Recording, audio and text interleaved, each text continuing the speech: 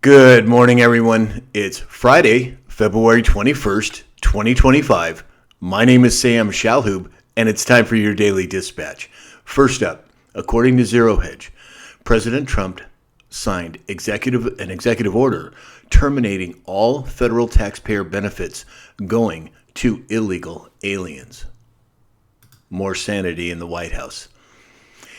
Yesterday, Vice President J.D. Vance was on an interview, and he said that Trump has signed more executive orders than CNN has viewers. Now, he was making a joke, but the reality is mainstream media is all but gone at this point. Is it ripe for possibly some conservatives to take over CNN or MSNBC or all of them? Well, it's quite possible.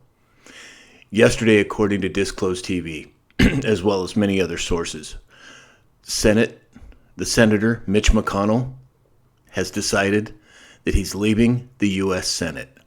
I mean, how far overdue is this? Well, the fact that he stands at the podium and goes blank for minutes at a time, I think tells you quite a bit. Yesterday, Howard Lutnick was on Jesse Waters' show. And he said, quote, and they were talking about income tax and what have you. And he said, quote, think about it. President Trump announced the External Revenue Service, and his goal is very simple.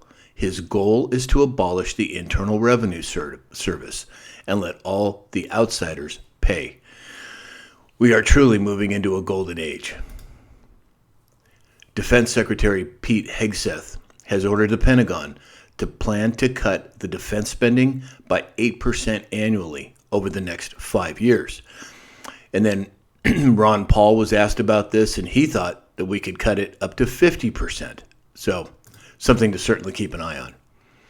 Yesterday, the John F. Kennedy Center for the Performing Arts in Washington, D.C. was evacuated after a bomb threat.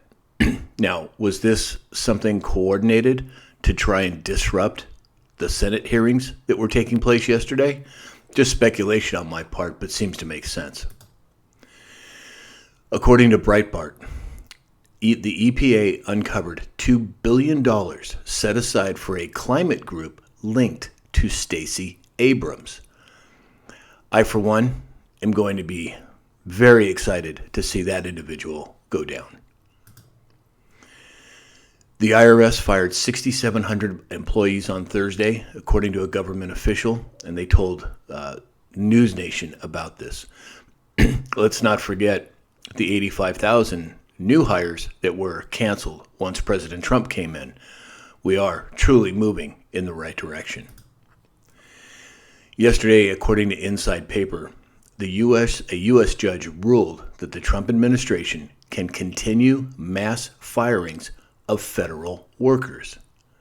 It's just one win after another. Yesterday, according to Zero Hedge, the Department of Health and Human Services, HHS, updated its definitions of female and male. And they said, quote, this administration is bringing back common sense and restoring biological truth to the federal government. And then finally today, as most of you already know, the Senate confirmed Kash Patel as the next FBI director. And thank you to everybody that joined us on the live. Boy, it was a long one yesterday, well over 2 hours, and we had such good input, and it's really just a pleasure to hang out with everybody. I hope you can all make it again soon. So that's all we have for today. If you'd like to support this channel, go to samshalhoub.com. There's multiple ways to do it. Or go to mypillow.com/Sam. And in the meantime, I hope you have a great day, and we'll talk again soon.